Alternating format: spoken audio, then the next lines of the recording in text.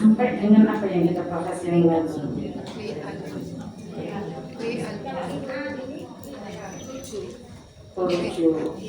Rujuk sudah kita bahas apa belum? Belum. Rujuk ini kenapa tuh, Bu? Kembali mana?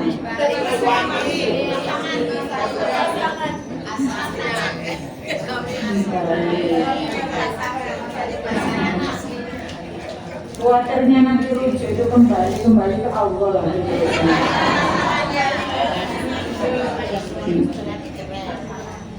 Jadi begini yang disebut rujuk. Tak bahasakan dulu dengan bahasa saya yang mudah untuk difahami. Suami istri bertengkar. Suami menyatakan kepada istrinya, hari ini engkau tak cerai. Kan, Bu? Hari ini kamu tak cerai. Hari ini kamu tak pegat basa Jawani. Maka hari itu jatuh talak. Satu, karena baru sekali itu beliau bilang begitu, ya Bu. Berarti di hari itu seorang istri masuk pada masa menjaga, masa untuk berhati-hati, yaitu masa apa namanya? Iddah. Masa iddah. Jadi iddah itu perempuan harus iddah. Nah, maksudnya, iddah ini membatasi segala sesuatu hal. Entah itu berpakaian tidak boleh yang mencolok, bermakeup tidak boleh yang sangat, kemudian keluar rumah harus dibatasi dan lain sebagainya dan sebagainya. Itu namanya iddah. Ketika seorang suami sudah bilang hari ini engkau tak cerai, maka saat itu jatuh talak. Dihitung hari pertama iddah. Iddah tidaklah sampun iddah. Ini kan untuk mengingat saja, untuk mengingat. Biar kita itu belajar itu lah terus menguap ini kan diingat. Menguap itu kan hilang. Diingatkan. Maka iddah perempuan kalau masih menstruasi iddahnya berapa lama?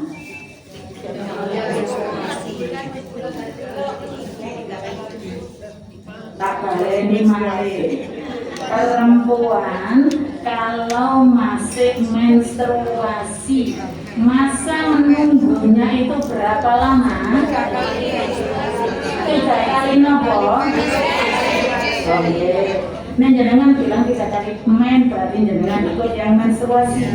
Kalau dibahasakan 3 kali kuruk, dan itu dikuruk nih nanti ada 2 pendapat. Ada yang kuruk itu mengartikan menstruasi, ada kuruk itu yang mengartikan suci. Berarti 3 kali kuruk itu bagi yang menstruasi. Sekarang menstruasi, kalau yang bukan jenengan mengikuti menstruasi, jadi maksud saya biar tidak menguap tadi itu dimantapkan. Hari ini kita menstruasi hari pertama sampai kemudian nanti selesai menstruasi, terus masa suci. Datang lagi menstruasi, berarti menstruasi yang berapa? Masa suci. Terus datang lagi menstruasi yang ketiga. Selesai hari ini suci, maka di hari ini masa iddah selesai. Itu kalau mengambil yang haid, menstruasi. Itu namanya masa iddah. Lah kalau umpamanya perempuan itu yang sudah tidak menstruasi. Kalau perempuan itu sudah tidak menstruasi, maka berapa lama? 3 bulan. Cerdas cermat, sehingga situ. Kalau sudah tidak menstruasi, maka masa iddahnya 3 bulan. Karena menurut pendapat ulama di 3 bulan itu bekas baunya laki-laki itu sudah hilang dari perempuan. Kalau ditinggal wafat, menstruasi atau tidak menstruasi, maka panjangnya 4 bulan 10 hari. Kalau lebih panjang ia berkandung susah karena ditinggal suami wafat. Lah terus ini tadi diceraikan. Di dalamnya masa iddah, baru masuk masa iddah dapat sebulan. Si suami ingin kembali lagi ke istrinya. Ini loh yang namanya rujuk. Jadi Rujuk itu suami boleh kembali kepada istri kalau pada saat kembali itu istri masih dalam masa iddah. 3 kali kuruk habis. Yang sudah tidak menstruasi 3 bulan habis sudah. Masuk ke hari yang pertama di bulan keempat. Si suami kepingin balik. Apakah itu namanya rujuk? Tidak. Karena masa iddah habis. Kalau masa iddah habis itu berarti laki-laki dan perempuan itu sudah tidak ada hubungan apapun di antara keduanya. Putus hubungan. Maka tidak bisa hanya sekedar kembali. Maka harus ada nikah dulu. Nopo niku namanya? Tolaknya nopo niku namanya?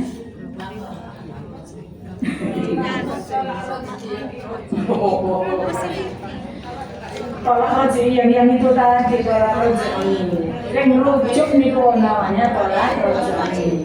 Nah hari ini hari ke-4 bulan, masuk pada 4 bulan hari ini. Talaknya namanya nopo?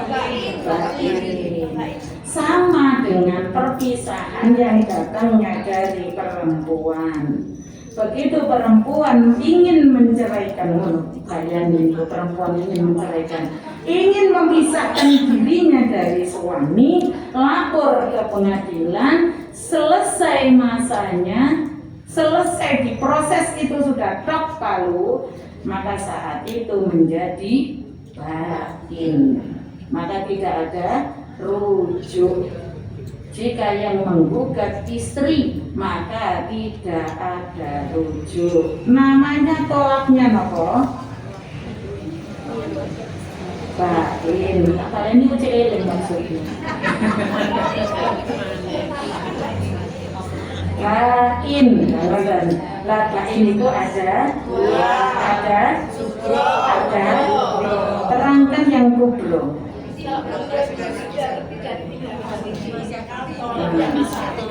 Jadi seorang suami sudah mentalak istrinya sebanyak lho kok iso mentalak sebanyak 3 kali ini ya nopo? Talak pertama masih dalam masa iddah dirujuk, ditalak lagi kedua masih dalam masa iddah dirujuk, sampai kemudian ditalak ketiga. Ini loh namanya kubro. Nih sudah jadi kubro, kok seorang perempuan ini dilamar lagi oleh laki-laki lain pun cepetan terima, ya kan? Biar nanti kalau suaminya kepingin balik biar bisa balik. Oh ternyata enak yang kedongeng pun terus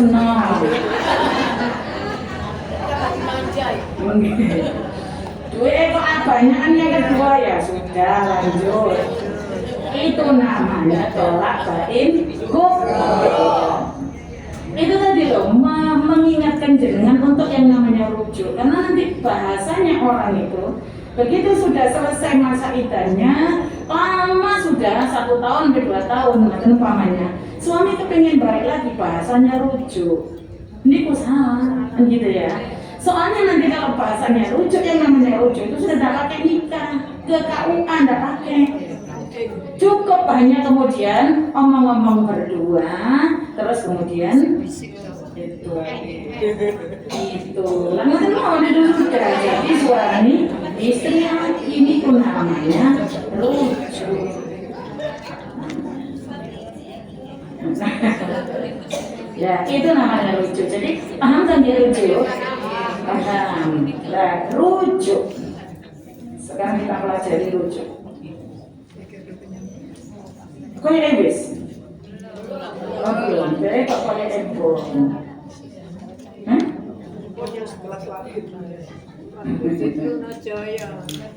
Saya 22 bulan absen, saya ada lupa. Oh kenapa masih bukan 2 bulan absen pun dan saya lupa.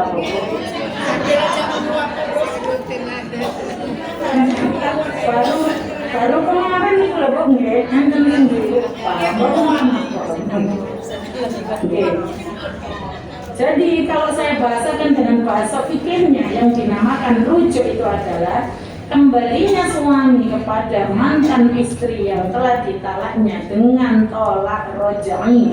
Nah, dengan kedengaran ada bahasa dengan tolak rojai, berarti posisi seorang istri itu masih berada di dalamnya masa iddah. Untuk kumpul kembali pada masa iddah tanpa mengadakan akad baru,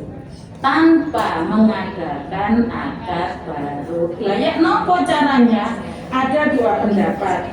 Yang pertama harus diawali dengan sigot dulu. Sigot ini kan apa, Bu? Perkataan ijab kabul itu namanya sigot. Jadi ada perkataan dengan orang yang pertama dan kemudian disambut oleh orang yang kedua. Ini namanya sigot. Ada sigot dulu baru kemudian perbuatan. Ada yang langsung ke perbuatannya tidak masalah. Itu tanda rujuk. Kalau diawali dengan kalimat Bu maaf, mohon maaf ya saya salah. Selama ini saya ini itu dan sebagainya. Ternyata saya sudah mencari kemana-mana orang yang seperti saya itu tidak ada lagi. Hanya satu-satunya. Maka kita kembali. Oh, itu namanya sigotnya. Kata si istri pret.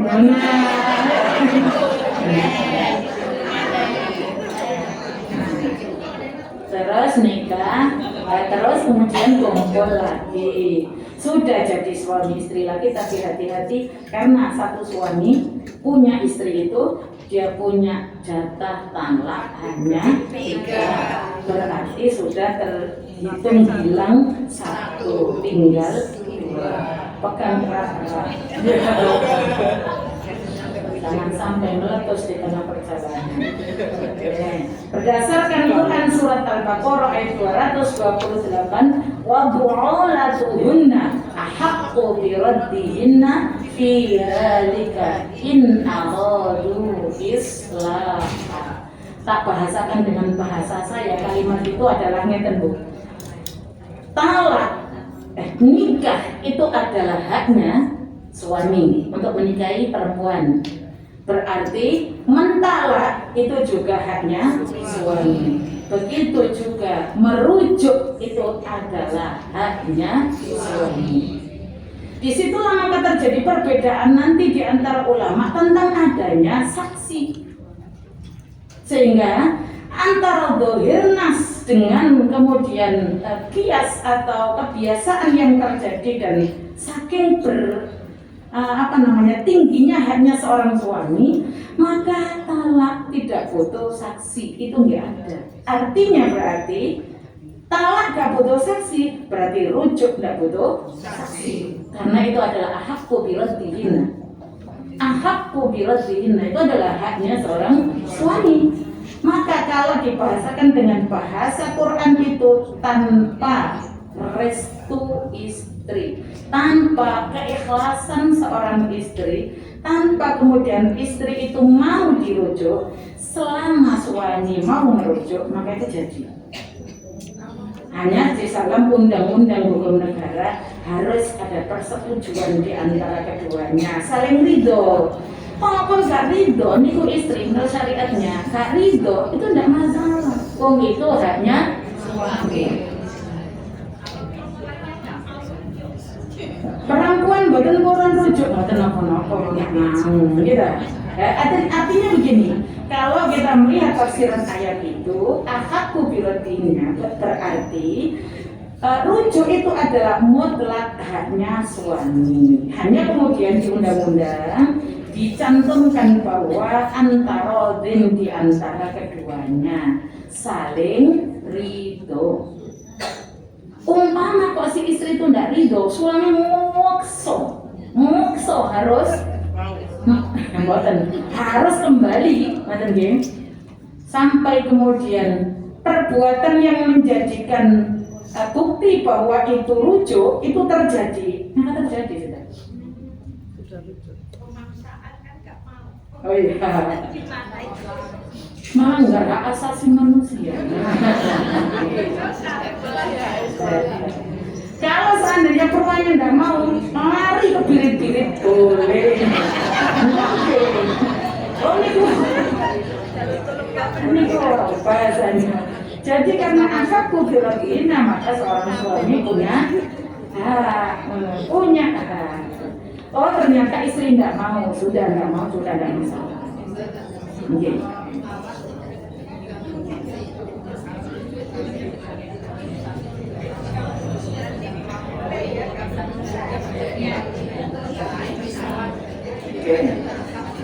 Oh pertanyaannya nih dulu. Kalau akad tuh dihina itu seperti menikahi adalah hak laki-laki, maka memisah juga hak laki-laki, kembali lagi maka haknya laki-laki kan ya.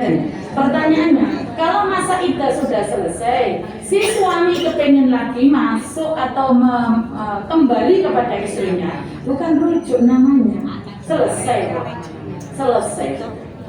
Makanya bahasannya kalau iddahnya sudah selesai, si suami ingin kembali lagi kepada istrinya, yang betul sakit sudah nggak bisa, nggak boleh, karena sudah habis jatahnya, habis.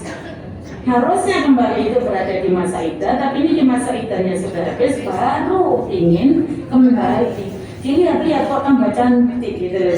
Jadi kan itu kalau seandainya ada orang yang kemudian diceraikan oleh suaminya saat berada di masa iddah, percantik diri, jalan di depannya,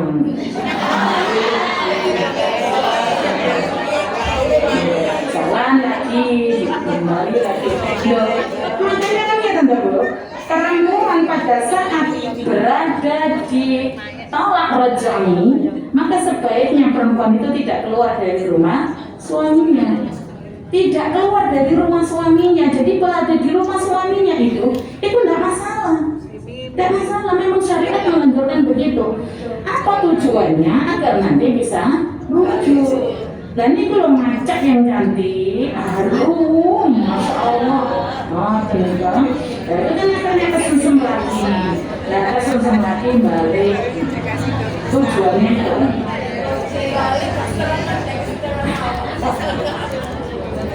ternyata kembali ke setelan awal, daster yang berbau sudah pemuk ya, jangan. Oke.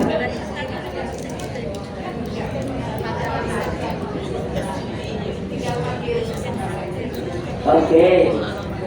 Kalau gitu rujuknya kan nggak ke pengadilan, saudara. Berarti kan manggil saksi-saksi mengelola nopo. Yang kalau ke pengadilan itu berarti sudah mentalak atau kalau utawa menghuluk yang itu dilaporkan, berarti sudah ada niatan untuk betul-betul bercerai. Kalau sudah mau memasukkan suratnya ke pengadilan, Ibu, nanti diproses oleh pengadilan, dipelajari alasan-alasannya oleh pengadilan, masuk pada alasan untuk kemudian menceraikan, maka nanti setelah dimediasi tidak bisa diproses. Yang di rumah tadi itu, yang dibahasakan oleh suami di rumah, engkau saya cerai, itu tadi di pengadilan nggak dianggap. Kenapa? Karena yang di pengadilan itu talak harus ada saksi, rujuk harus ada saksi, nikah harus ada saksi. Berarti ikrar talak dulu nanti di depan pengadilan, di depan saksi, ikrar dulu, baru putus. Top palunya di hari itu dihitung masa iddah. Yang di rumah tadi tidak dianggap kalau sudah dilaporkan. Mungkin karena di rumah itu tidak ada saksi, hanya berdua yang ada. Tapi kan sudah disepakati ya, Ustazah ya.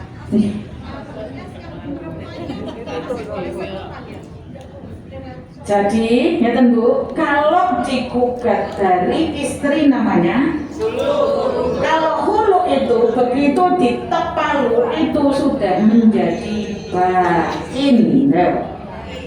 Ingat dong? Kalau sudah ditek palu itu bukan rojai, tapi jadinya bain. Berarti tidak boleh rujuk. Tidak boleh rujuk, tidak ada rujuk kalau digugat dari istri. Kalau serumah, khawatirnya nanti kemudian menjadi rujuk atau ingin kembali, atau kemudian suami etek-etek lagi ngeten gitu. Enggak, maka itu yang kemudian harus diantisipasi. Jadi beda ngeten Bu, nggih, beda antara rujuknya. Soalnya tengah zaman dulu niku wonten boten di nenek-nenek kita pocang bawaran udah sewur sama itu nikah itu pakai dibawa ke KUA sehingga kemudian punya buku ini kan boten ya.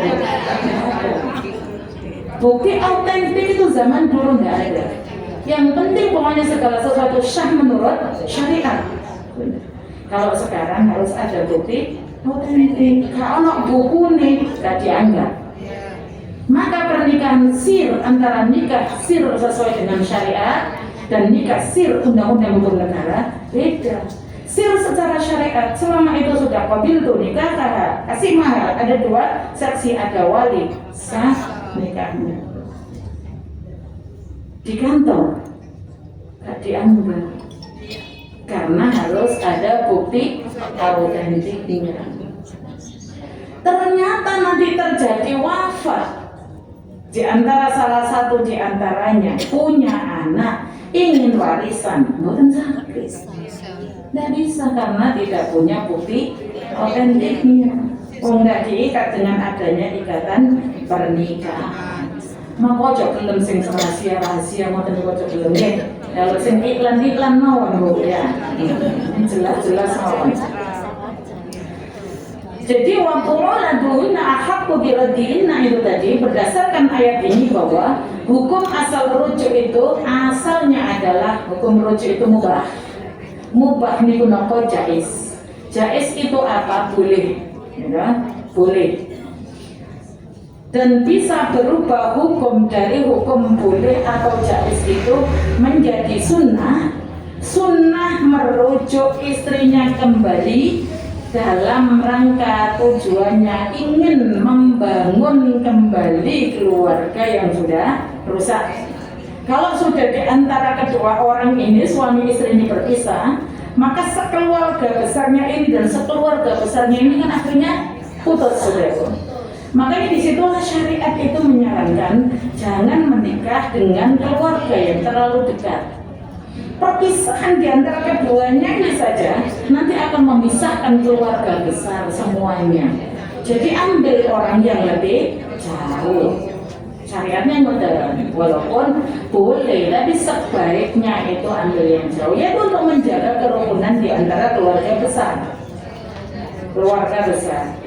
Jadi rujuk itu berhukum sunnah kalau niatannya untuk membangun kembali keluarga yang sudah rusak.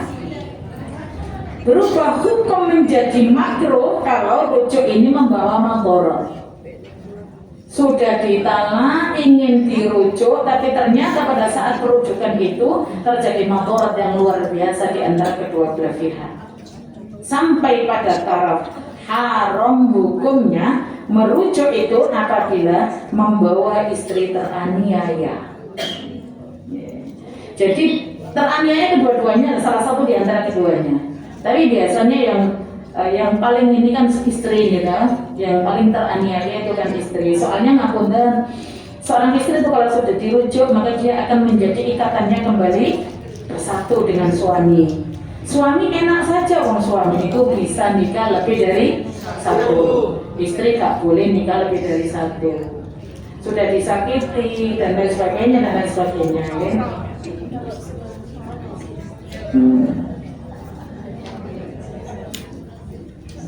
Oke. Kenapa? Kalau istri teraniaya, syarat rujuk berarti diawali oleh rukun rujuk. Nikah itu ada rukunnya, maka talak juga ada rukunnya, rujuk juga punya rukun. Rukun itu apa? Sesuatu yang harus ada di dalamnya pekerjaan. Di dalam itu namanya rukun. Gitu. Kalau masih di luarnya itu namanya syarat. Kalau di luarnya itu namanya syarat, tapi kalau sudah di dalamnya itu namanya rukun. Maka nomor rukunnya nikah itu, rukunnya rujuk yang pertama adalah istri, gitu ya. Untuk istri, maka istri sudah dicampuri. Campur kali apa, Bu? Saya ulang. Rukunnya harus ada istri. Syaratnya istri satu harus sudah pernah ditukhul. Ditukhul niku digauli. Karena kalau seorang istri itu dinikahi oleh laki-laki, setelah akad nikah pagi hari, malam diceraikan, belum berkumpul, belum diapa-apakan sama sekali. Bahkan satu kamar mawon belum. Maka seorang istri itu tidak punya masa iddah. Karena tidak punya masa iddah, sore ini diceraikan, besok pagi nikah lagi, boleh, enggak punya masa iddah kok. Jadi maka seorang istri ini dirujuk, rukunnya harus ada istri rujuk itu, dan seorang istri ini dirujuk syaratnya istri ini sudah pernah digauli, sudah pernah ditukhul. Kalau belum ditukhul maka tidak bisa dirujuk. Okay. Kalau misalnya belum sempat ditukhul tadi, gimana dengan maharnya? Okay. Bagaimana kalau seandainya belum ditukhul sama sekali? Maharnya nanti, maharnya gimana? Padahal tadi akad nikah, maharnya sudah diserahkan. Maharnya dijaluk dari Bu. Mungkin. Jadi mahar, kalau seandainya maharnya itu mahar misil sudah diberikan saat itu, maka andai, ya Bu, kalau seandainya itu kesalahan yang terjadi sehingga adanya itu kesalahan dari seorang istri, maka suami mengambil kembali, betul kenapa? Karena seorang suami itu memberikan mahar kepada istri itu dalam rangka seorang suami ini menguasai dirinya istri, memiliki dirinya istri. Mau diapakan saja, diapakan itu dalam rangka kenikmatan Bu, bukan diapakan itu disiksa ya. Mau diapakan saja oleh suaminya adalah terserah suami karena sudah dibeli dengan maharnya. Oke. Jadi karena istri itu kalau belum ditukhul maka dia tidak punya masa iddah, maka seorang istri yang belum ditukhul oleh suaminya kemudian ditalak, maka dia tidak bisa dirujuk. Bisanya apa? Nanti bisa kalau ingin nikah lagi. Jadi diawali oleh akad nikah kembali karena pada saat itu ikatan pernikahannya sudah putus. Yang kedua, keadaan istri yang dirujuk harus tertentu.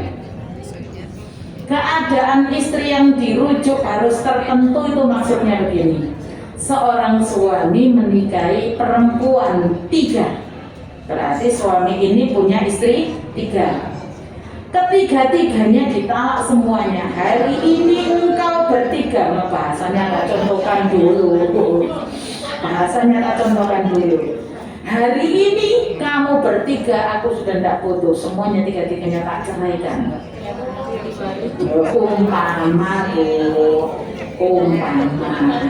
Terus ingin merujuk, maka yang mana yang mau dirujuk itu harus ditentukan. Si A yang baju kuning yang paling cantik itu yang akan aku rujuk, baru bisa. Kamu akan aku rujuk, maka tidak bisa. Mana yang kamu itu satu orang, maka mana yang akan dirujuk? Itu harus sudah tertentu.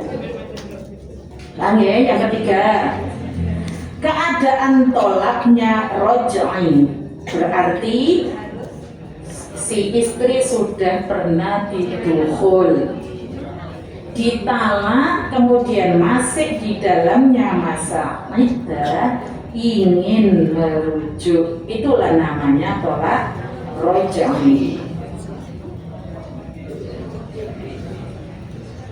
Yang keempat, terjadinya rujuk harus di dalamnya masa iddah. Itu syarat. Rukun yang pertama adalah istri dan syarat istri yang ada padanya. Yang kedua rukunnya adalah suami. Syaratnya suami yang merujuk istrinya atas kehendak sendiri, tidak boleh dipaksa oleh orang lain. Dulu waktu itu ada yang tanya nih, ini dipaksa oleh mertuanya, orang tuanya untuk menceraikan istrinya, umpamanya ibu. Sebenarnya seorang suami atau ada kasusnya kan? Seorang suami ini punya satu istri, terus kemudian poligami, istri yang kedua. Asalnya kita tahu pada saat akad nikah. Selang beberapa lama, terus kemudian ketahuan oleh istri pertama. Istri pertama marah, mengharuskan seorang suami menceraikan istri yang kedua. Bawa ke sini istrimu yang kedua, di hadapanku ceraikan. Akhirnya kemudian dibawa ke hadapan istri yang kedua, yang pertama, si istri kedua, di depannya istri pertama, kemudian istri kedua diceraikan. Hari ini engkau tak cerai, di hatinya tak tujui. Ya. Karena ada di depannya istri tadi itu, karena dipaksa untuk menceraikan. Maka syaratnya karena tidak boleh ada unsur paksaan, itu harus dengan kehendaknya sendiri seorang suami. Maka ketika diucapkan tapi ada unsur paksaan dari luar, maka gak mandi, tidak berlaku, tidak jatuh kakaknya.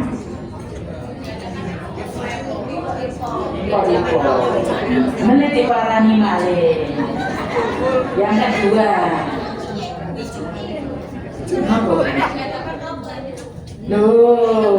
ini syariatnya Allah kok. Yang namanya seorang suami beristri dua harus bisa menjaga hati dua-duanya, gitu. Di depan ini ya sodok gimana gitu, di depan ini ya kak gimana, biar kedua-duanya tidak kemudian tidak sakit hati. Wah, dicuci sandiwara, ya ompong ini kyo caranya ya gitu. Dan ini syariatnya itu nih bu, artinya talak itu memang kalau diucapkan suami maka dia mempunyai konsekuensi hukum. Ada konsekuensi hukum. Apa saja yang sudah diucapkan oleh suami itu punya konsekuensi hukum karena beliau yang berhak. Nikah beliau yang berhak, talak beliau yang berhak, rujuk juga beliau yang berhak. Tapi ada syariat yang mengatur itu. Sehingga kalau seorang suami itu dipaksa untuk menceraikan, sampai kemudian suami itu benar-benar menceraikan, maka cerai itu tidak jatuh. Kenapa? Karena ada unsur paksaan. Ini harus dengan kehendaknya sendiri. Gak dosa taniki, mungkin syariat kok yang ngatur. Gitu kan, walaupun adanya tiga hal yang guraunya menjadi sesungguhnya, apalagi sesungguhnya. Itu kalau tidak ada unsur paksaan dari luar. Tapi kalau ada unsur paksaan dari luar, bukan atas kehendaknya sendiri, maka apa yang diucapkan tidak ada konsekuensi hukum. Yang kedua, ada suami yang merujuk atau wakilnya. Yang bisa diwakili ini adalah yang berbentuk kalimat sigot, berbentuk perbuatan tidak bisa diwakili, ya bu. Yang berbentuk perbuatan tidak bisa diwakili. Yang bisa diwakili adalah yang berbentuk kalimat atau sigot. Yang ketiga, ada istri yang dirujuk dan sudah pernah didukhul. Kalau belum pernah didukhul maka tidak boleh rujuk. Ya, jadi saya terangkan sampai detailnya dan ini nanti soalnya sampai di rumah, oh masih ingat, oh iya kemarin itu gini, kemarin itu gini, tidak boleh. Oh, jangan lupa. Ya. Di akhir disampaikan bahwa kedua belah pihak suami istri sama-sama suka, sama-sama ridho, berarti antarodin itu yang lebih baik. Antarodin sama-sama ridho, istri ridho untuk dirujuk, suami ridho untuk merujuk. Antarodin itu penting sekali, ya? Sama dengan jual beli, karena pernikahan itu kan hampir sama dengan jual beli. Okay. Ada akadnya, ada timbal balik, terus kemudian ada tukar menukar, dan seterusnya. Itu hampir sama. Makanya di dalam jual beli juga asasnya yang paling utama antarodin. Di dalam pernikahan asas utamanya juga antarodin. Jadi jangan punya anak mau dinikahkan kok tidak mau dengan pilihan orang tua, tunggu sampai dia mau. Karena kalau nggak antarodin nanti di tengah perjalanan pernikahan ada sesuatu hal dia sulit untuk bisa menghadapi dengan ridho. Karena ada unsur paksaan. Walaupun sebenarnya naluriah orang tua itu lebih tajam dibanding naluriah anaknya. Orang tua itu begitu melihat nanti jauh ke depan itu sudah terbayang di hadapannya. Makanya kalau yang jadi anak, misalnya itu tadi kan mengingatkan orang tua, saya mengingatkan anak. Makanya jadi anak, kalau orang tuanya nggak ikhlas nggak ridho, ditunggu dulu apa yang menjadikan nggak ikhlas nggak ridho ini. Dicari dulu, karena biasanya naluriahnya orang tua itu lebih kuat. Okay. Saya ini pernah ada pengalaman, ada orang yang cerita, jadi beliau itu dulu memang sudah dilarang oleh orang tuanya untuk nikah dengan beliau itu. Tapi terus masih diteruskan sampai nikah. Ya, akhirnya orang tuanya kemudian dengan terpaksa mengizinkan nikah. Orang tuanya sudah wafat, kemudian terjadi suatu masalah, terus bilang ke saya ternyata naluriah orang tua itu luar biasa. Sampai kemudian sekarang saya pesan-pesan ke anak saya, nah nanti kalau seandainya ada sesuatu orang tua ini nggak ridho, nggak ikhlas, maka jangan melawan karena mama sudah merasakan. Tidak ada penyesalan itu datang di pasti adanya ada di kalau awal itu pendaftaran. Yang ketiga, saksi. Inilah yang dipakai di dalam undang-undang hukum negara. Saksi. Maka terjadi khilaf di antara para ulama tentang rujuk yang membutuhkan saksi. Imam Maliki dan Imam Hanafi saksi dalam rujuk hanya sunnah saja. Imam Syafi'i ada qaul jadid, ada qaul qadim. Qaul jadidnya sunnah, qaul qadimnya wajib hukumnya. Yang diikuti oleh Imam Daud Ad-Dhahiri, yaitu muridnya Imam Syafi'i. Wes kalau sampeyan tulis khilaf-khilaf ngoten niku tambah bingung ini. Kula critani mawon. Apa yang ada di Al-Quran? Wa ashidu dawai adlin minkum, dan persaksikan dengan dua orang saksi yang adil di antara kamu semuanya. Maka di ayat ini ada perbedaan yang disebabkan adanya pertentangan antara qiyas dengan nas Al-Quran. Disitulah maka kemudian oleh ulama digabungkan antara qiyas itu dengan zahirnya nas, dasar hukum tadi itu, maka kemudian dimunculkanlah hukum sunnah. Lho ngono wae wis tak critani ngoten mawon. Kalau sampai nulis sesuai. Oke, Bu. Jadi berarti disepakati yang namanya saksi itu adalah sunnah. Karena terjadinya pertentangan antara qiyas dengan zahir nas dasar hukum. Maka ulama sepakat karena terjadinya perbedaan pendapat itu, maka memunculkan yang namanya saksi adalah sunnah. Tetapi ini dipakai oleh undang-undang hukum negara untuk melindungi manusia, utamanya perempuan. biar tidak dibuat semina-mina oleh laki-laki. Nggih.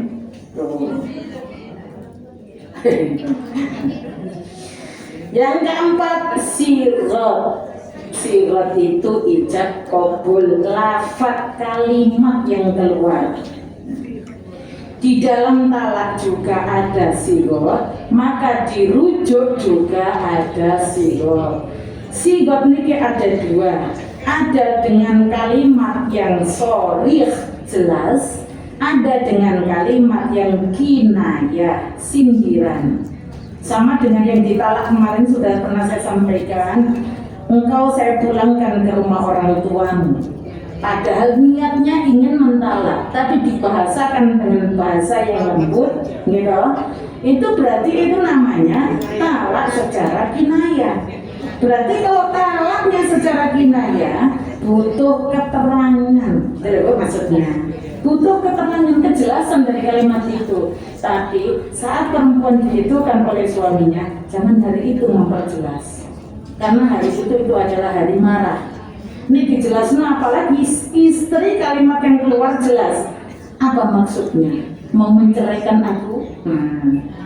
Iya, akan di akhirnya. Kalau sudah perempuan bilang mau menceraikan aku, si suami iya, berarti mengiyakan kalimat cerai itu tadi. Jadi.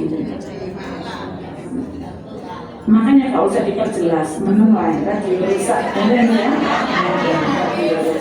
Biarkan aja dulu, nanti kalau sudah tenang baru kemudian diperjelas.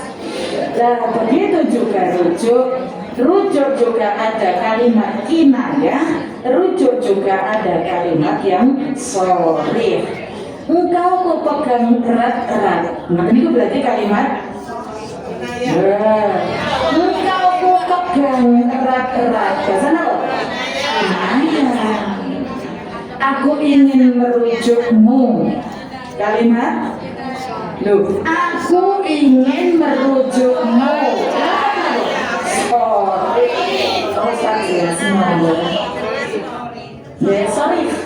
Sorry itu jelas. Kinayah itu sindiran. Maka kalau yang keluar masuk kalimat sindiran itu butuh keterangan dari lisan yang mengucapkan. Ingin merujuk saya? Iya, ayo, nah gitu ya, setuju,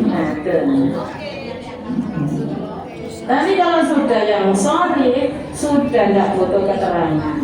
Hari ini engkau saya rujuk. Aku hari ini kembali kepadamu. Kamu menjadi istriku lagi. Itu berarti sudah jelas. Jelas itu namanya kalimat sorry. Melalui WA, tapi WA bunyinya, hari ini aku rindu denganmu, maka aku ingin merujukmu, aku ingin menikahi kamu kembali, kamu ingin dan kalimatnya jelas ya, berarti menjadi sahih. Hari ini aku kangen dengan kamu, terbayang-bayang wajahmu, dan itu apa? Inayah. Berdebar-debar dengan telinga ya.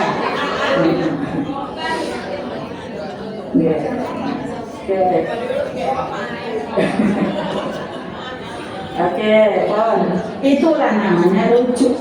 Nah, prosedur rujuk kalau sudah di pengadilan, atau semuanya prosesnya memasukkan dulu gugatan dan sebagainya, mediasi tidak bisa, maka kemudian nanti diproses dan seterusnya. Itu kalau di hukum pengadilan. Ada yang ditanyakan di babnya rujuk? Kalau tidak ada maka saya teruskan. Iya. Mana ini? Saya. Begini. Ada mic-nya kan? Ada mic-nya kan? Ada pertanyaan. Rujuk yang dari suami itu ada yang nomor 2 sama nomor 4 bedanya apa? Rujuk dari suami ya. Ada suami yang merujuk atau wakilnya. Nomor 4 kedua belah pihak mantan suami dan istri sama-sama suka. Artinya nih kan, yang kedua, suami sendiri yang ngomong atau lewat orang lain? Ya, lewat orang lain. Saya punya teman, terus teman saya juga sohibnya seorang istri, ya istri saya, saya tak bahasakan laki-laki umpamanya ya. Saya laki-laki punya teman perempuan, terus perempuan teman saya tadi itu, ya sohibnya istri. Nah terus tak suruh bilang, saya ingin merujuk. Hari ini sampaikan bahwa dia saya rujuk. Nah itu berarti saya berwakil. Apakah boleh wakil itu? Boleh. Tadi itu yang saya sampaikan, yang bisa diwakili hanya yang berbentuk sigot. Kalau yang berbentuk perbuatan boleh diwakilmu.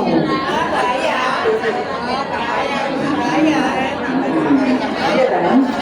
Berbentuk sigot baru boleh diwakilkan. Kalau yang perbuatan tidak bisa.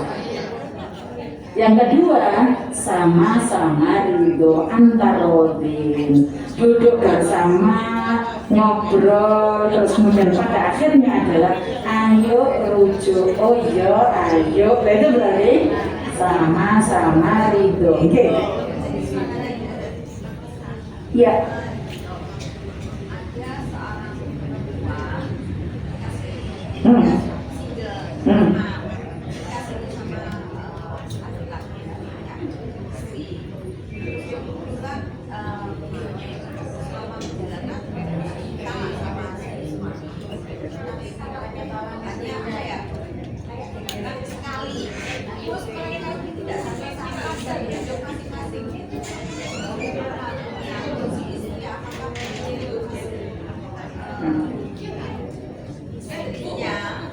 Sudah saya tangkap. Dengarkan. Karena jenengan mungkin gak kedengaran yang sebelah sana ya. Tak bahasakan dengan bahasa saya pertanyaannya. Ada seorang suami yang sudah punya istri, terus nikah dengan perempuan. Terus kemudian ditalak si perempuan yang kedua ini. Setelah ditalak ya sudah nggak ada tegur sapa, nggak ada ini, nggak ada itu, ya sudah pokoknya putus gitu aja. Baik. Tak bahasakan istri pertama atau istri kedua. Kalau sudah ditalak oleh suaminya, maka jatah iddah jelas. Ya Bu? Sama, jatah iddahnya jelas. Kalau masih menstruasi adalah salah satu buruh, kalau sudah tidak menstruasi adalah 3 bulan. Ketika sudah seorang suami mentalak istrinya yang kedua tadi, kamu tak pegang. Sudah, nge? Hari ini pada saat kalimat itu keluar, maka ini dihitung hari pertama. 3 bulan selesai, tek orangnya tidak datang, nggak ada kalimat apa-apa, nggak ada kalimat apa-apa, putus. Mas gak usah golek kertas bukti talak, nanti tadinya itu nikahnya nggak ada kertasnya, gitu kan? Jadi itulah yang dinamakan dengan talak, gitu. Nanti kalau seandainya di dalamnya masa 3 bulan itu kok kemudian datang si suami tadi itu, mohon maaf kita rujuk, ya sudah rujuk gitu aja. Itulah pernikahan yang tidak ada bukti autentiknya. Ketika sudah diucapkan bahwa hari ini engkau tak talak, sampai pada masa 3 bulan ya udah dia apa-apakan, nggak ada kalimat apa-apa, ya sudah hilang begitu saja. Berarti pun selesai pernikahan itu. Nggak benar aja mau ingin nikah kalau selesai.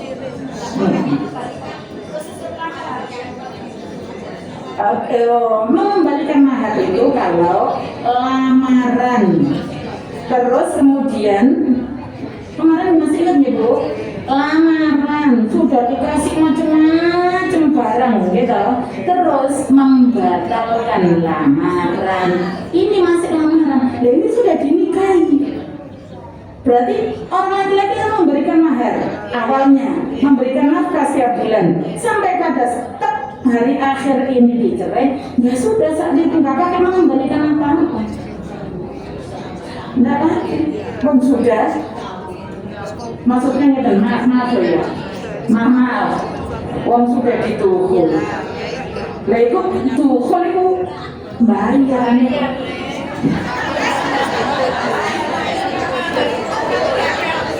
Dalam.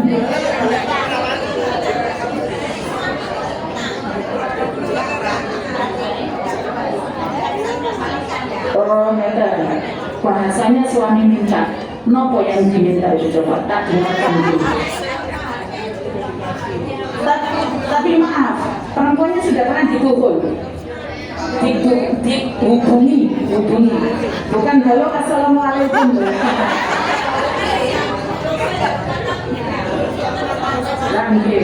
Lanjut.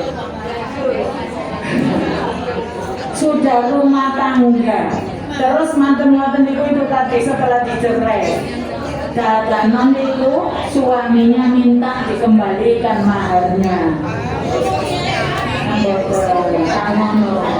Ngeten, jenengan sanjani sekolah mana mas?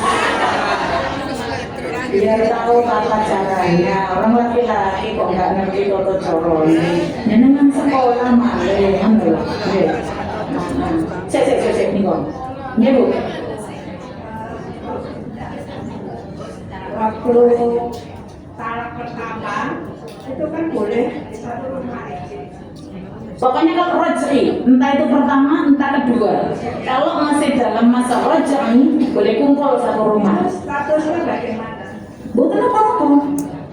Jadi artinya ya kan, apakah statusnya orang lain? Itulah syariat mengajarkan seorang perempuan pada saat ditalak yang pada saat itu dia statusnya adalah roj'i, tidak boleh keluar dari rumah suaminya. Harapannya nanti suami bisa kembali lagi. Maka perempuan di rumah yang ngekno kopi, gitu, bikinkan kopi, yang memasakkan, ya duduk bersama begini karena pakaiannya. Kalau pakaiannya ya boleh itu terjadi perbedaan pendapat di antara ulama, boleh terbuka yang sekiranya setiap harinya kelihatan. Ojo kelihatan semuanya.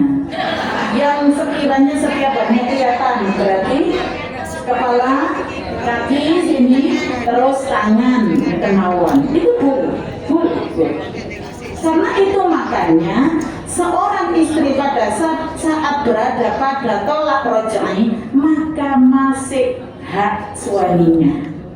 Istri tidak boleh bertabarruj karena menghormati haknya suami. Ketika keluar rumah tabarruj, macak dan sebagainya mboten asal. Di rumah macak, senyum-senyum boleh.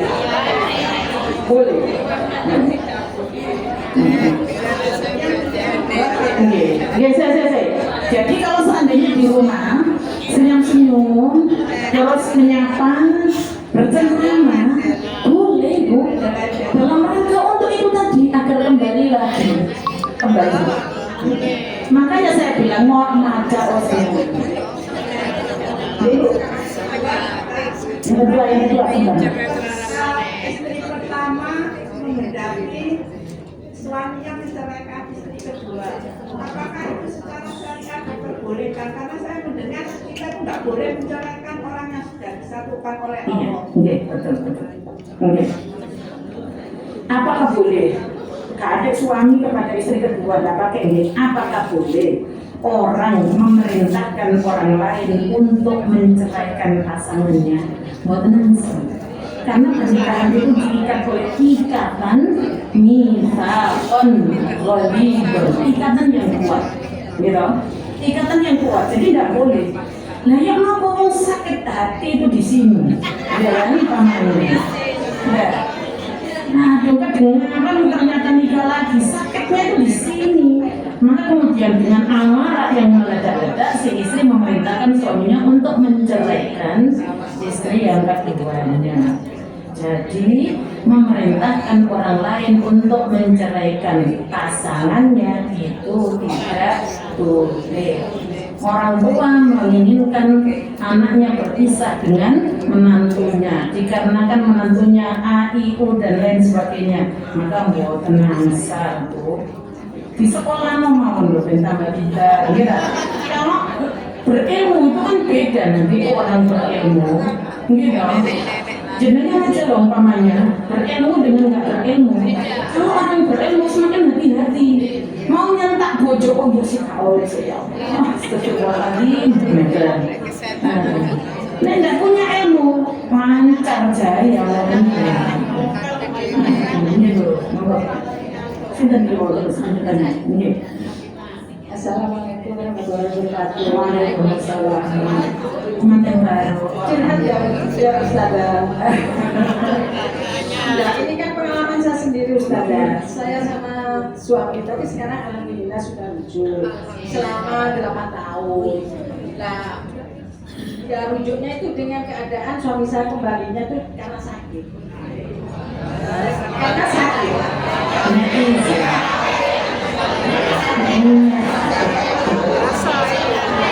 Netizen di pojoknya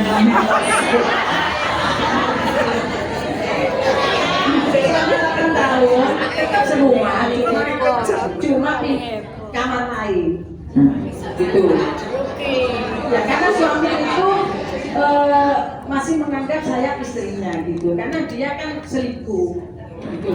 Ya kabar-kabar sih sudah kawin siri kan gitu, cuma saya memang manusiawi, saya marah apa sama anak-anak itu nggak usah ngurus, sudah cerai bu, itu sudah tua mau kawin lagi kita gitu. Ya akhirnya saya diam dengan sabar, berdoa apa dengan sakit hati yang tercabik-cabik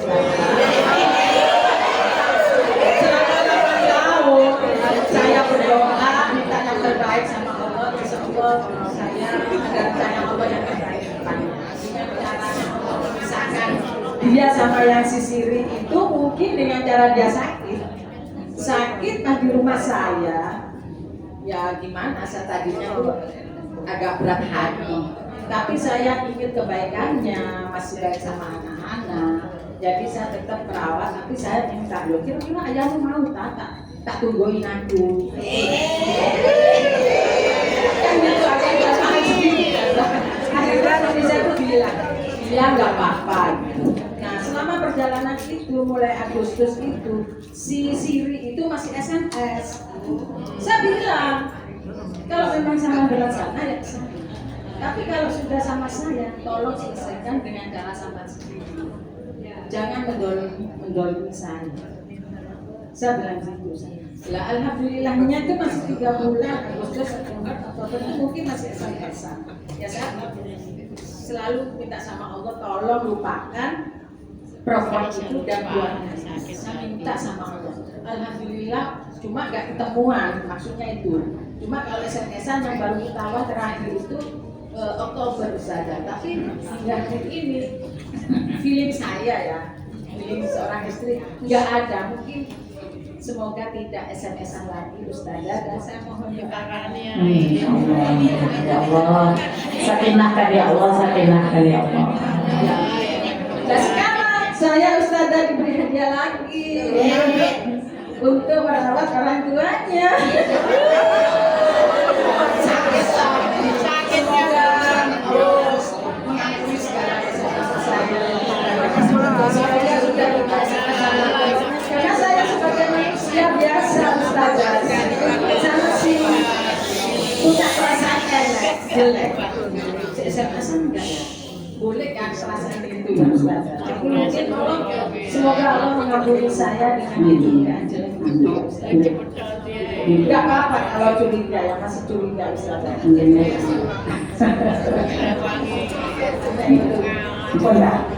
Ya, mohon doanya ya Ustazah. Insyaallah pasti ya pasti. Kan saya tuh pengen tahu 9 tahun itu maksudnya Bapak sudah pernah menceraikan aku, ceraikan kamu atau talak ngoten ta mboten? Kalau enggak itu ya berarti suami istri ya, itu aja yang ngomong ya. Kalau seorang istri yang ngomong itu enggak ada konsekuensi hukum secara pernikahannya. Pernikahannya kan nggak rusak.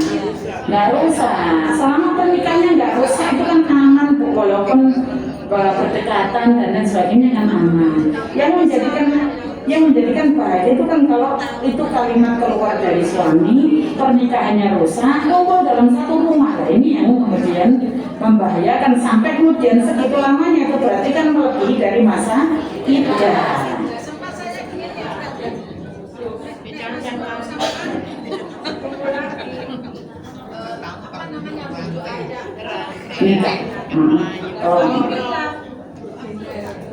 Menceraikan benar. berarti pun sekolah enggak.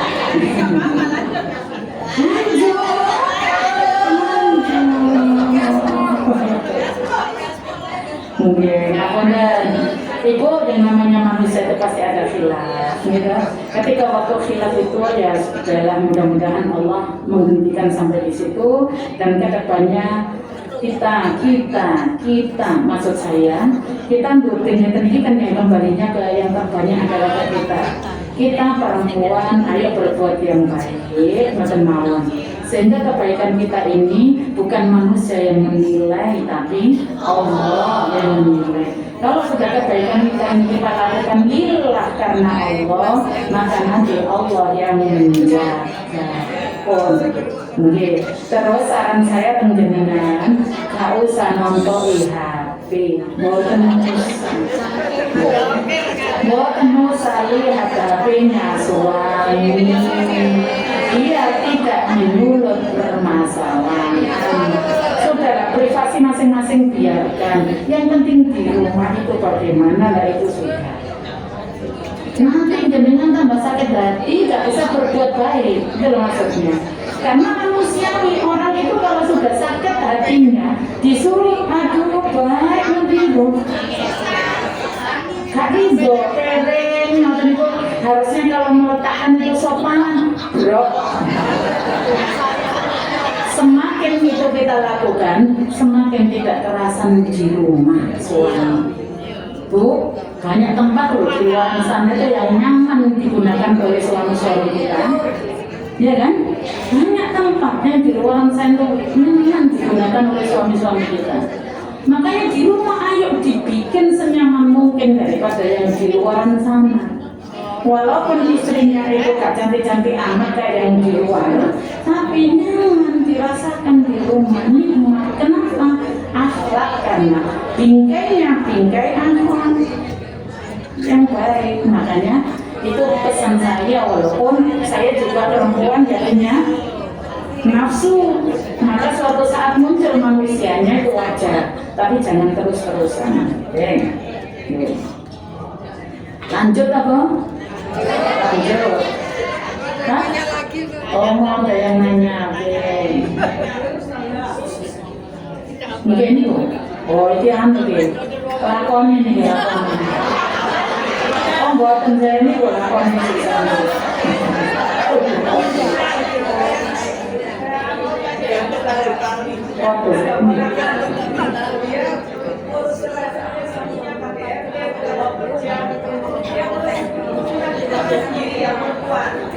Terus sudah total di pengadilan, terus ini sudah 3 bulan, terus kata suaminya gini, aku loh Pak, kalau masih pun apa Bu, kamu sudah punya surat dari pengadilan, awas kamu kalau apa Bu menikah lagi pokoknya sama orang pakai lain nggak boleh gitu. Hukumnya gimana, kan sudah di pengadilan, tapi suaminya bilang gitu. Jauh sakit ya Bu. Yang baru sakit. Maksudnya, kalau pernikahan kita itu ternyata bukti fisik autentiknya sudah ada berpisah, walaupun perpisahan itu dari pengadilan karena khulu, gitu, istrinya yang menggugat cerai dan sudah ditok palu oleh pengadilan, maka ya pernikahannya sudah rusak. Pernikahannya sudah rusak. Ternyata suami mengancam, awas yo, kalau kamu nanti nikah lagi dengan orang lain, kalau tidak ada ya berarti harus nikah. Tapi kalau ada ya nikah lagi, ya sudah. Kalau sudah nikah lagi dengan pernikahan yang sah secara agama dan secara undang-undang hukum negara, ya tidak ada halangan apapun, walaupun suami yang lama menghalangi model apapun ya tidak bisa. Tenang saja. Oke, terus sebelahnya belum. Oke.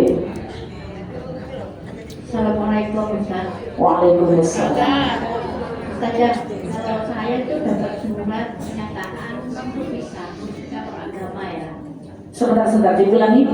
Saya dapat pernyataan sama suami supaya saya itu kalau ngurus surat cerai supaya gampang. Tapi saya bawa ke kantor agama katanya nggak usah diurus sampai sekarang, saya nggak ngurus, tapi juga ada satu rumah itu gimana Ustaz harus kembali? Dan apa mau kok terus nggak ngurusin ini? Soalnya saya nggak niat, tapi suami saya ngasih surat pernyataan untuk cerai. Nah jangan boleh niat. Enggak. Apa mau kan niat nih?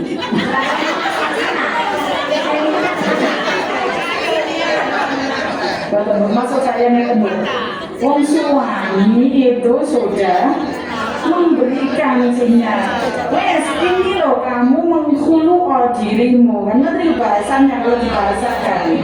Ini loh tak ajari kamu menghulu ke pengadilan, ini loh caranya. Ngajarnya ya. Soalnya gini Ustaz, Ya, katanya pengadilan agama ini kalau kamu urus, saya urus tetap kamu sah. Iya. Tapi kamu nggak dapat apa-apa dari suami kamu karena kamu yang urus. Nah itu saya juga Ustaz. Ada ini gimana Ustaz?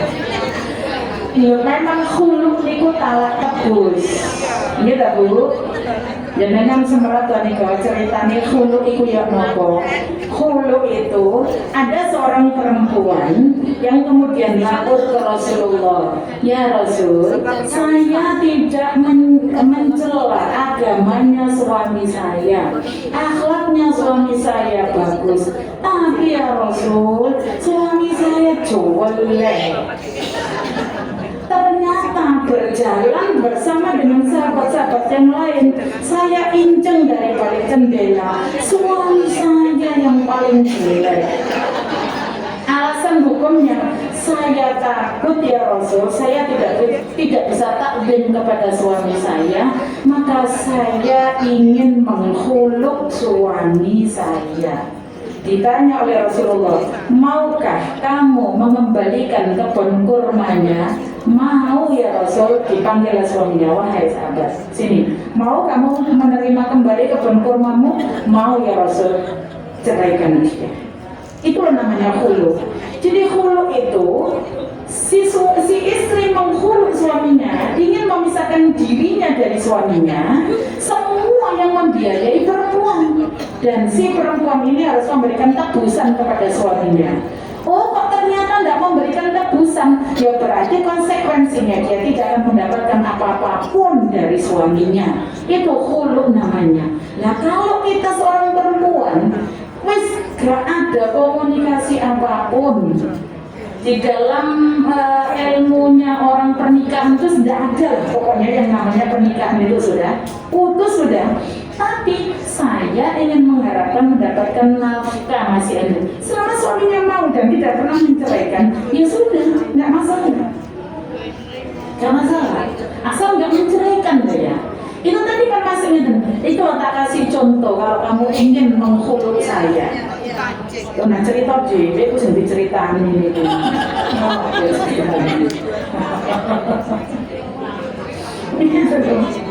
Ini Bu, nggih jadi. Nah, saya cerita sendiri.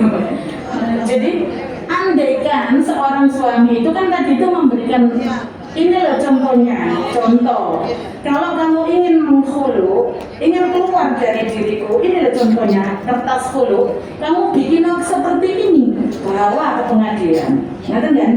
Berarti si suami itu gak ingin menceraikan sebenarnya, tapi si istri ini tuh cerewet mawon gitu loh maksudnya. Ya dah. Oh, nah itu penyanyi alasan ini dan kalimat yang keluar itu. Akhirnya suami pegel, ini loh enggak ya kayak gini loh kalau kamu mau.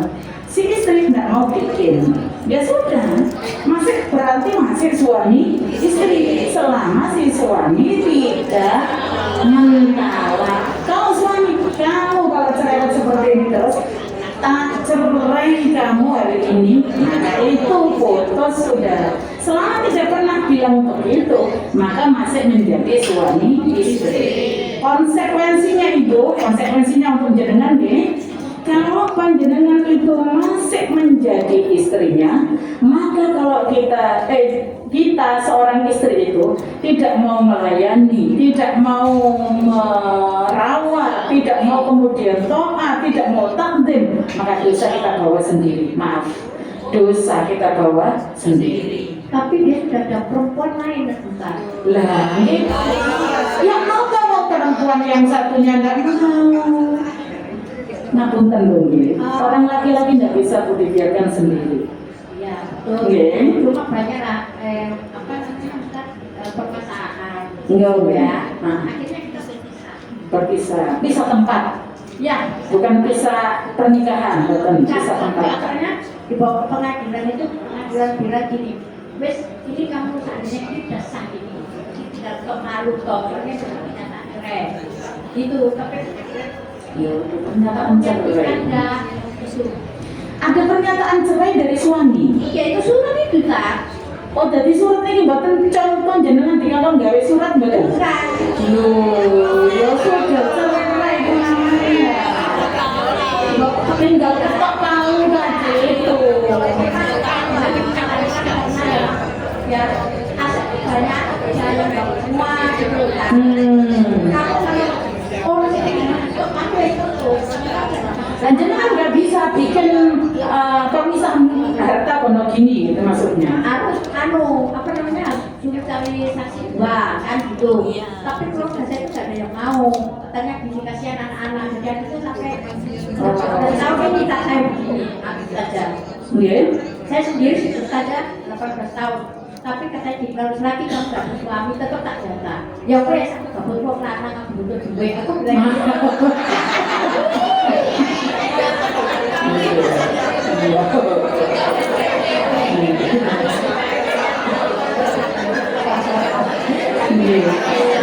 Waktu itu saya 28, sekarang 57. Usianya gitu. Iya, Masya Allah. suami 72.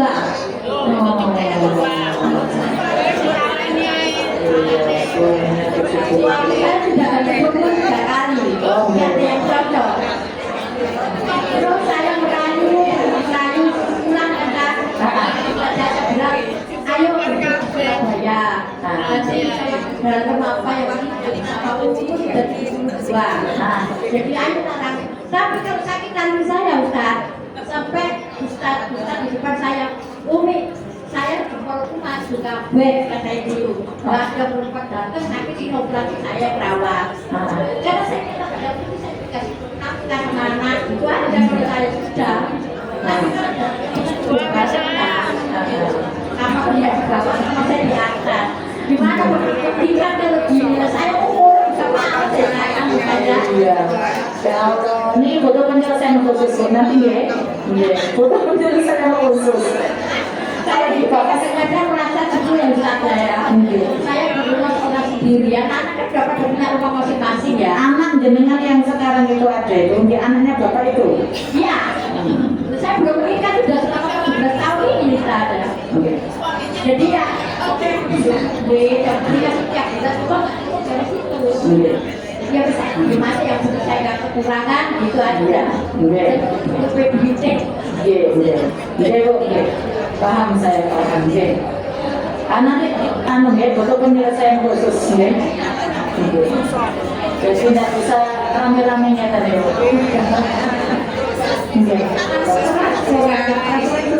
Asli loh. Oke. Tambahan lainnya ada? Kalau tidak ada saya lanjut ya. Selanjutnya adalah nafkah. Nafkah.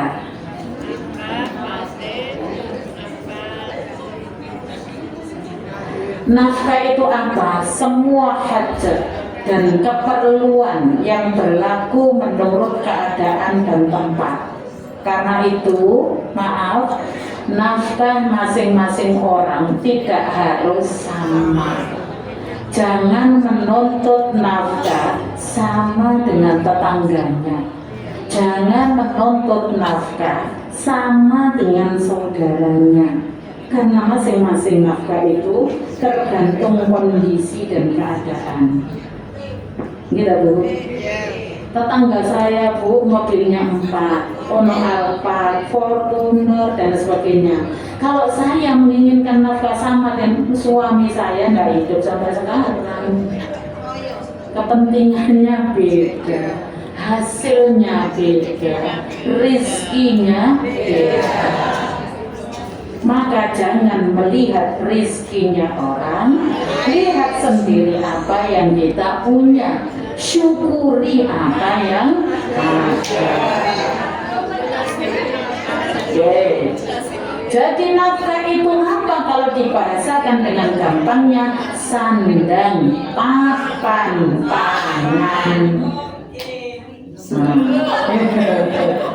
Itu namanya nafkah.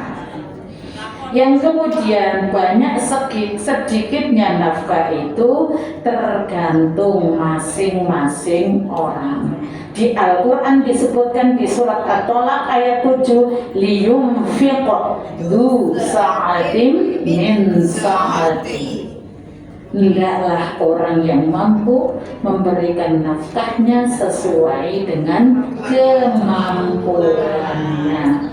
Yang nggak boleh itu suami gajinya 10 juta dalam 1 bulan, yang diberikan ke istrinya 1 juta.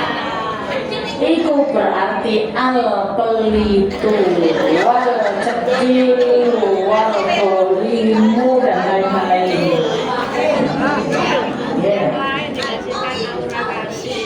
Jadi makanya kalau seandainya suami kita itu hasilnya berapa, yang diberikan kepada kita itu sudah sesuai dengan kondisi yang ada, maka itu sudah alhamdulillah. Tidak harus semuanya juga, Bu. Umpama gajinya suami 5 juta, dikasihkan kita 4 juta, yang 1 juta buat pegangan suami, itu sudah wajar. Mau tidak pegang apa-apa suami, blek amplopnya langsung dikasihkan ke istri, suami tidak pegang uang sama sekali. Setiap mau berangkat mesti minta begini, mintanya susah luar biasa keluarnya. Bu, besok lagi. Itulah yang menjadikan penyebab suami pelit ke istri, karena istri pelit ke suami. Sampai di tengah perjalanan pengen beli teh ini gelembung nyala, nggak bisa, nggak ada uang sama sekali. Dikasih bensin tok setiap berangkat 10.000. Ya ini akhirnya kemudian suami cari obyekan di luar tanpa sepengetahuan istri.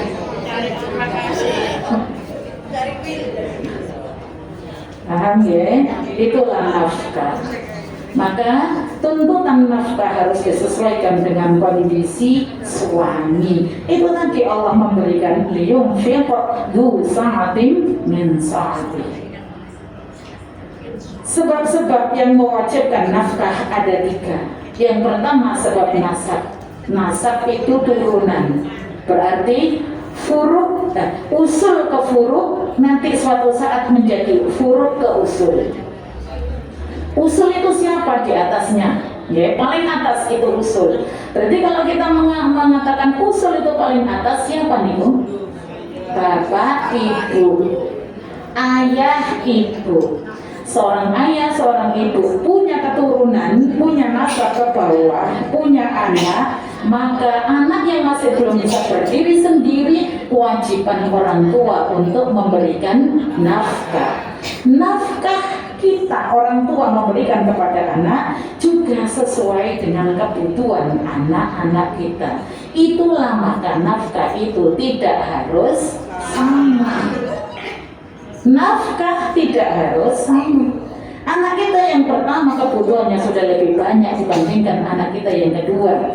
Apakah dengan begitu maka anak kita yang pertama kita beri 5.000, anak kecil juga diberi 5.000? Apakah itu yang disebut dengan adil? Maka jika ada seorang suami yang mempunyai istri 2, istri yang pertama anaknya 3, istri yang kedua anaknya 1, ingin sesuatunya sama, adil apa benar? Boleh itu justru, ya kan? Boleh itu justru. Yang kedua maka ia sakwase maksudnya yang pertama itu yang perbuatannya lebih banyak karena anaknya sudah banyak. Di situlah nafkah. Jadi nafkah itu tidak harus sama. Nafkah itu berbeda, harus sesuai dengan kebutuhan masing-masing. Lah ketika nanti orang tua itu sudah umur, sudah tidak bisa bekerja, sudah tidak menghasilkan, anak sudah dewasa semuanya, sudah bisa berdiri sendiri semuanya, maka berbalik. Furu memberikan kepada usul. Anak-anak menafkahi orang tua. Timbal balik. Kita semuanya saat ini menjadi orang tua, punya anak yang masih butuh pembiayaan, maka kewajiban kita untuk memberi. Tapi suatu saat nanti, atau yang di sini ini juga sudah ada yang menjadi orang tua yang sudah udur, artinya tidak bisa bekerja untuk menghasilkan harta, maka kita sebagai anak wajib hukumnya memberikan nafkah kepada orang tua kita. Hukum timbal baliknya berlaku. Yang kedua, sebab musoharoh atau zaujiyah, yaitu pernikahan. Pernikahan, oke. Sebentar Pak, turun foto pernikahan, harus ngaco. Iya. Pernikahan, seorang laki-laki menikahi perempuan, maka wajib hukumnya laki-laki itu memberikan nafkah kepada istrinya. Apa nafkah itu? Sandang, papan, pangan. Suaminya makan, istrinya harus juga makan. Suaminya nyandang, istrinya juga harus nyandang. Sesuai dengan kemampuannya. Sesuai dengan kemampuannya, bukan harus sesuai dengan keinginannya. Kita sebagai istri harus tahu kemampuan laki-laki kita, kemampuan suami kita seberapa. Ketika suami kita itu kemampuannya tidak pas dengan apa yang kita inginkan, bukan apa yang kita butuhkan, maka itu harus direm sedikit. Cari sesuatu yang butuh saja, penuhi sesuatu yang menjadi kebutuhan, jangan dipenuhi yang apa yang menjadi keinginan. Sesekali saja apa yang menjadi keinginan itu dipenuhi kalau suaminya tidak mencukupi.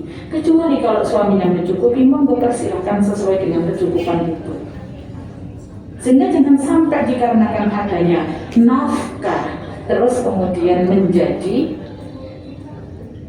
bertengkar, menjadi naudzubillah berpisah dikarenakan adanya kekurangan nafkah.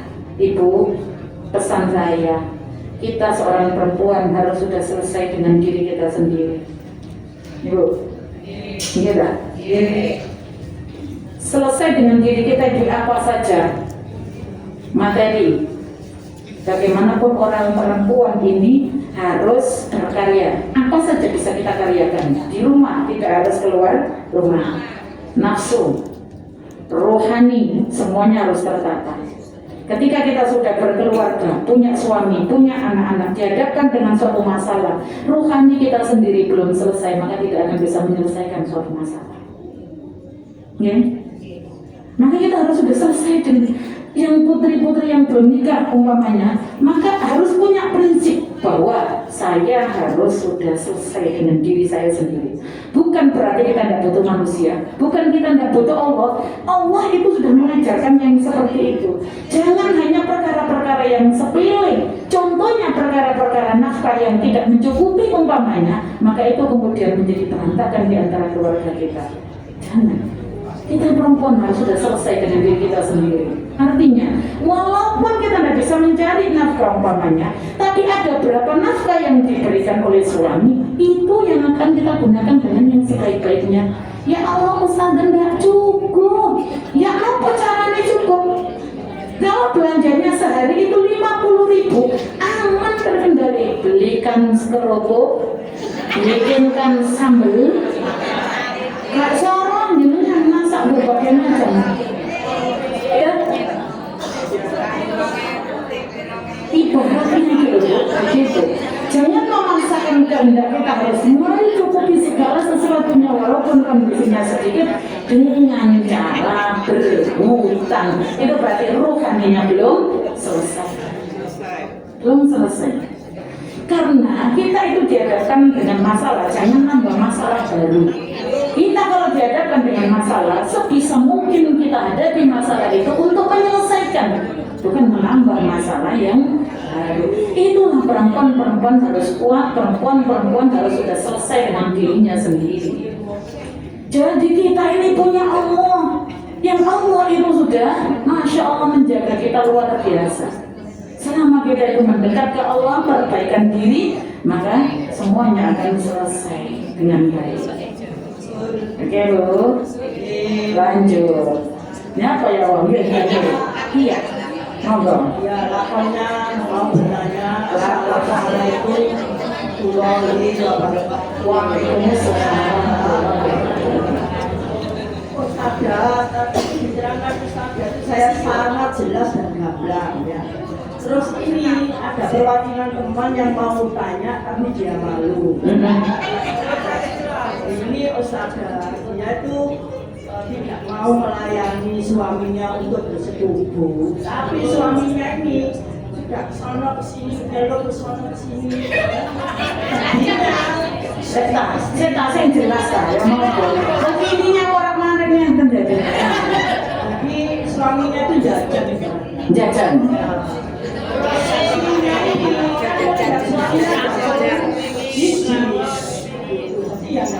Jangan terlalu dekat Bu, jangan terlalu dekat. Nah, yo jauh-jauh nang jangan terlalu dekat itu bisa mentem.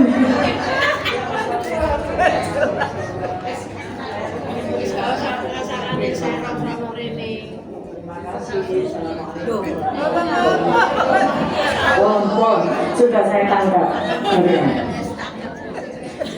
Si istri sudah diberi nafkah keren. Oh iya, diberi nafkah, makanya nggak mau maksudnya pisah dengan suaminya yang perbuatannya begitu. Oke, siap. Bon. Suaminya kaya orang merah. Iya.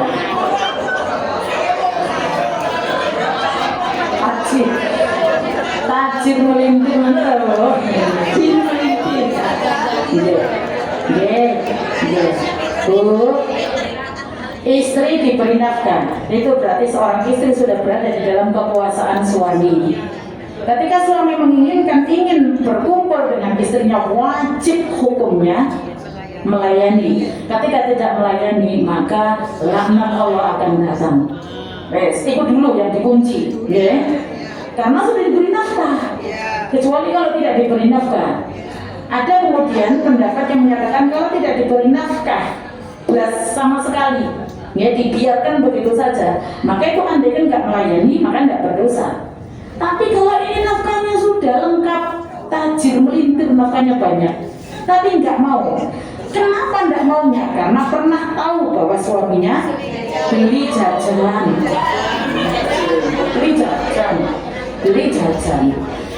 Beli jajan itu loh yang harus digarisbawahi. Kenapa sampai beli? Apakah suami beli itu dikarenakan istrinya bolak-balik menolak? Ya kan gitu. Kalau istrinya bolak-balik menolak, suami jajan, orang itu kalau uangnya tambah banyak, itu tambah akeh pola itu. Maksudnya segala sesuatunya harus terpenuhi. Maka istri yang harus memenuhi agar di luar sana biar tidak dipenuhi oleh orang lain. Nah ini nafkahnya penuh, terus gak mau melayani, jajan di luar, sakit hati. Loh, sing selama sopo. Lagi sedikit juga istrinya sakit hati. Yang salah sinten. Ya kan gitu istilahnya. Enggak mau melayani, ya akhirnya beli di luar. Yang di luar itu ada yang jualan. Ya Bu. Kadang-kadang yang di luar itu jualan itu jajannya tambah bagus ya. Ya kan? Bumbunya itu tambah enak, jadi lebih enak beli jajan di luar ternyata daripada makan yang di rumah. Apalagi yang di rumah itu dibarengi dengan amarah, dikarenakan adanya sesuatu yang datang tadi itu ketahuan jajan itu loh tadi itu loh, jadi amarah, maka melayaninya gak sepenuh hati tapi setengah hati. Itu bisa dirasakan oleh suami. Kalau ceritanya, aduh, enggak. Ini ada begini ya, Allah alam kita Bu. Ini mau jorok-jorok ya, mau enggak, ngapain? Sambon? Oke, lanjut lagi. Kurang satu. Itu kan tadi nafkah ada 3. Sebab pernikahan atau musyawarah, sebab kepemilikan atau hak milik. Kita mempunyai piaraan, entah itu yang bernyawa, semuanya bernyawa gitu. Umpamanya kita punya bunga, gitu. Bunga itu kalau tidak disirami kan mati. Jadi kan dia punya nyawa nih. Nah, terus binatang-binatang piaraan kita semuanya. Kita punya piaraan, itu adalah kewajiban orang yang punya untuk memberikan nafkah. Maka panjenengan wajib untuk memberikan makan di situ. Ada salah seorang perempuan sahabiah yang kemudian dimasukkan ke neraka oleh Allah. Apa penyebabnya? Mengurung kucing. Pada saat dikurung tidak diberi makan sampai dengan wafat. Maka itu menjanjikan nerakanya tadi itu. Artinya ini apa? Pemberitahuan, penggaris, pengkotaan oleh Allah bahwa siapapun yang mempunyai piaraan harus diberi makan. Oke, ya. Itu yang namanya nafkah. Iya. Hanya di luar tema nggak apa-apa. Benar. Ketitipan pertanyaan saya. Ada seorang laki-laki itu kan dari jumhur ulama kan ada 3 pendapat untuk karyawan bank. Ada yang bagus, yang haram, ada yang halal. Kalau misalnya dia itu kerjanya sebagai ahli IT-nya itu gimana? Jadi secara nggak langsung. Bu, jadi Nggak apa-apa. Ibu ada pertanyaan. Bagaimana hukum bunga bank? Mana bisa? Bagaimana hukum bunga bank? Kalau saya bilang bunga bank berarti bank konven gitu, bank konvensional. Bentar, ini berarti selesai tadi ya. Berarti bank konvensional. Apa hukumnya bunga bank konvensional? Maka terjadi khilaf di antara ulama, ada 3 hukum. Halal murni, haram murni, syubhat. Syubhat itu berarti gak jelas halal haramnya. Halal murni alasannya jelas, haram murni alasannya jelas. Syubhat ini adalah menunggu yang syariah. Bahasanya gitu Bu. Ini karena yang dibahas adalah konven. Jadi yang ketiga ini yang syubhat itu menunggu yang konvensional, menunggu yang syariah. Ketika yang syariah datang, maka konvensional itu hilang sudah hukumnya, tidak boleh. Ini hukum 3 ini bikinan ulama. Kalau kita cari di babnya hukum bunga bank di fikih klasik tidak akan ketemu. Kenapa kok tidak ketemu? Karena dulu belum ada bank. Maka yang menghukumi bank adalah hukum bunga bank adalah fikih kontemporer. Itulah maka hukum itu al-hukmu yaduru ma'amlati wujudan wa adaman. Hukum itu akan mengikuti alasan hukum, ilat hukum. Kalau yang mengikuti hukum halal, murni halal, gitu ya. Walaupun nanti alasannya itu banyak, tapi jamnya kan nutup menit waya ini aku tak kenal secara detailnya. Kalau murni haram berarti sudah haram, gak bisa ditawar-tawar sudah. Kalau kita mengikuti yang syubhat, berarti yang konven sudah tidak boleh, berarti harus pindah ke syariah. Oh sama ya Ustazah, syariah sama konven, umpamanya ini, umpamanya kita alasan begitu. Kalau kita orang muslim kemudian punya alasan sama dengan konven, ya apa, gimana? Terusan yang syariah ini siapa yang membesarkan kalau bukan kita orang muslim? Ini hukum bunga bank. Berarti ngeten Bu. Kalau kita mengikuti yang boleh, karyawannya boleh, sing nabung boleh, sing utang boleh, tukang sabune boleh, karyawannya boleh, IT-nya boleh, satpamnya boleh, semuanya boleh. Konven, ya? Kita mengikuti yang murni nggak boleh, sopo ae nggak boleh. Yang hutang kan sama dengan yang haram ini kan Bu. Siapa yang menggunakan, siapa yang membantu untuk menggunakan itu, siapa yang membelikan, siapa yang beli dan seterusnya semuanya sudah tidak boleh. Kalau kita mengikuti yang tidak boleh, kalau kita mengikuti yang syubhat beralih sudah ke syariah. Dulu kenapa kok muncul syubhat ini? Karena menunggu yang syariah. Begitu syariah sudah muncul, maka syubhat ini sudah hilang, tidak ada. Itulah maksudnya. Ini terjadi perbedaan pendapat di antara ulama. Ulamanya banyak, ada semuanya ini. Jadi bahasanya sekarang ini bukan ulama yang ada laba, ya. Bukan ulama yang kaleng-kaleng, ulama yang sesungguhnya juga yang menghukumi itu. Jadi tinggal itu. Kalau kita tanya gimana tukang IT-nya, apa pengambilan hukum bagi orang itu aja enggak. Gitu. Oke. Setiap mau maghrib ngantuk gitu, jadi melilitnya di jam 10 terus gitu katanya gitu. Itu gimana? Iya, akan terima ketinggalan. Ibu ada pertanyaan yang lucu pertanyaannya. Lucunya itu gini, dia itu kalau menjelang maghrib itu mesti minum obat. Nah setelah minum obat itu tidur, tidak bisa meleknya jam 10 malam. Ternyata ini kayak gak butuh jawaban. Maksud saya minum obatnya yang diundur atau diajukan setelah asar, sholat asar persis minum obat, tidur pun boleh nopo-nopo, maghrib bangun, benar. Jadi gak butuh jawaban ini. Mau menjelang maghrib itu minum obat, terus bangunnya jam 10, terus maghribnya nanti, gitu. Oh kodok, oh no kodok kok bendino.